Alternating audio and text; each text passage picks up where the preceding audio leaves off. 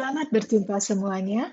Mulai hari ini kita akan bersama-sama kuliah mengenai kapital spiritual. Nah, sebelum kita melanjutkan perkuliahan kita, saya mau mengajak kalian untuk melihat video yang satu ini.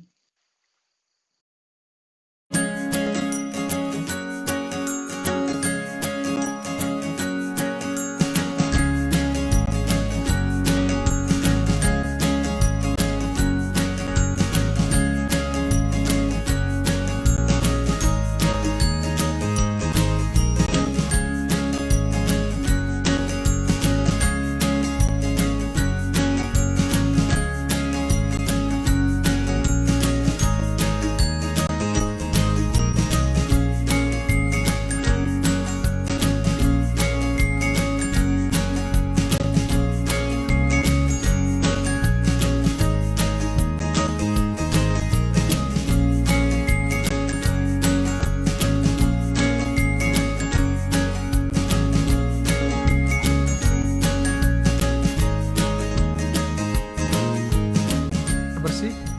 Saya tadi kebetulan juga mau ke toilet, ternyata ada warga yang mempersilahkan untuk ke rumahnya memberikan tempat untuk kamar kecil. Jadi sangat representatif lah. Oh, the village. Oh, it's beautiful. It looks 1,000 years old. Beautiful roofs and beautiful plants and flowers as well. Very different to Australia.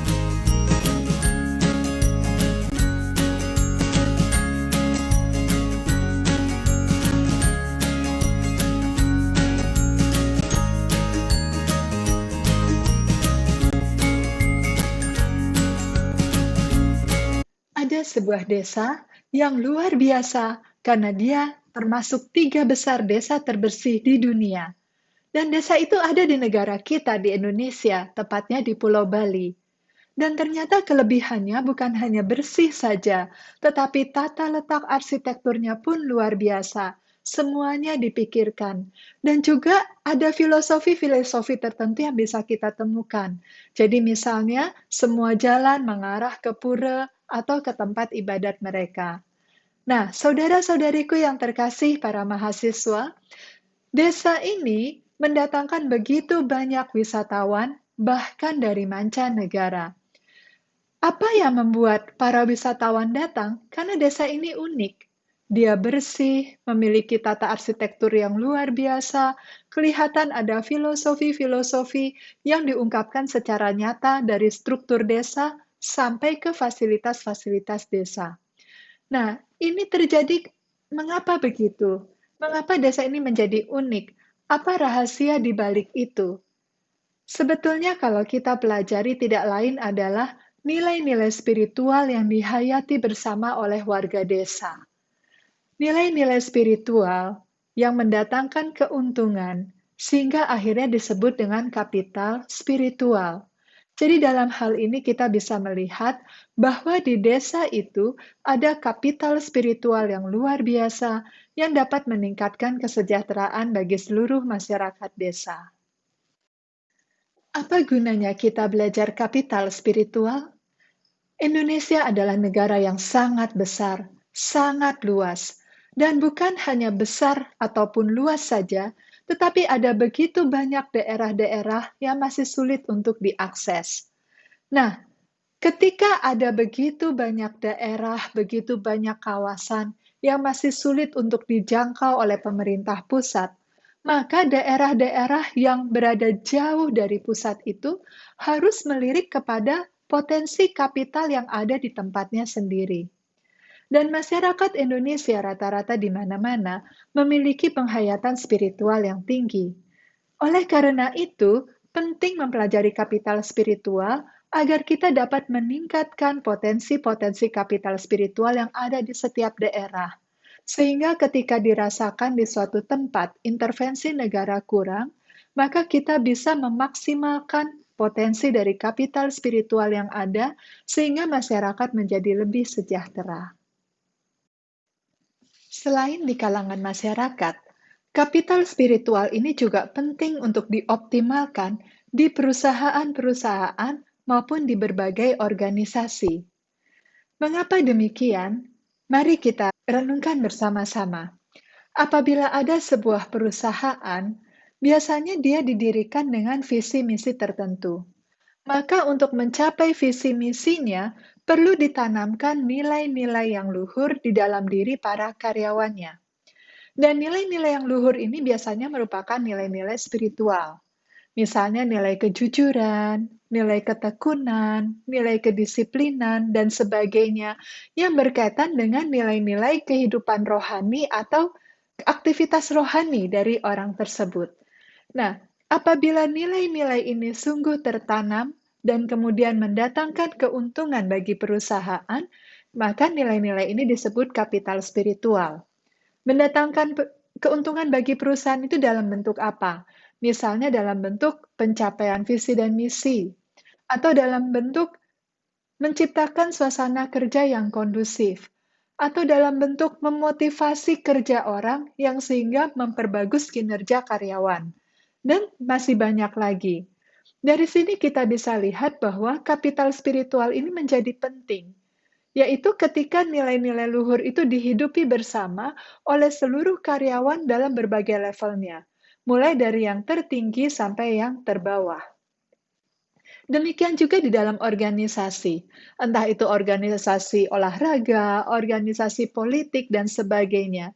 Apabila anggota dari organisasi itu menghidupi nilai-nilai yang sama, maka organisasi itu bisa bergerak di track yang sama, di jalur yang sama, untuk mencapai tujuan yang sama.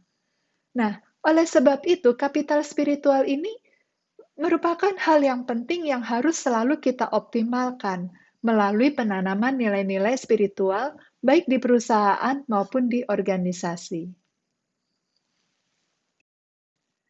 Di Indonesia ada cukup banyak tempat yang masyarakatnya hidup secara komunal. Mereka hidup dalam kekerabatan yang kuat, dalam kebersamaan yang luar biasa.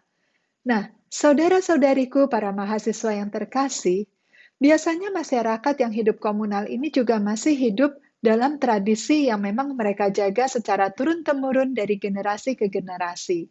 Dan di dalam tradisi itu tidak jarang ada nilai-nilai spiritual yang terus mereka hayati sejak zaman leluhur mereka. Nah, oleh karena itu, masyarakat-masyarakat yang seperti ini biasanya memiliki kekhasan tertentu, yaitu mereka memiliki kekhasan spiritual yang kuat. Jadi mereka menjadi masyarakat yang komunal sekaligus masyarakat yang spiritualistis. Nah, hal yang ingin saya sampaikan kepada Anda adalah sebetulnya masyarakat yang spiritualistis itu bukan sekedar masyarakat-masyarakat yang tradisional, tetapi juga masyarakat-masyarakat modern yang ada di dalam perusahaan-perusahaan maupun organisasi. Karena hal-hal spiritual itu tidak berkaitan dengan tradisi, begitu ya, tetapi berkaitan dengan nilai-nilai yang dihayati secara spiritual. Oleh karena itu, ada masyarakat yang spiritualistis karena mereka masyarakat yang tradisional, tapi ada juga masyarakat yang spiritualistis karena mereka masyarakat modern yang menghayati nilai-nilai spiritual.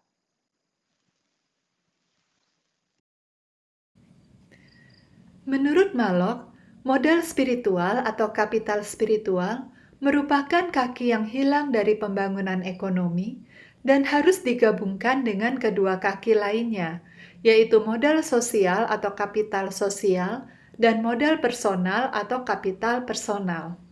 Oleh karena itu, sebetulnya kapital sosial, kapital spiritual, dan kapital personal ini merupakan 3 modal yang saling melengkapi dan perlu ada satu dan yang lainnya.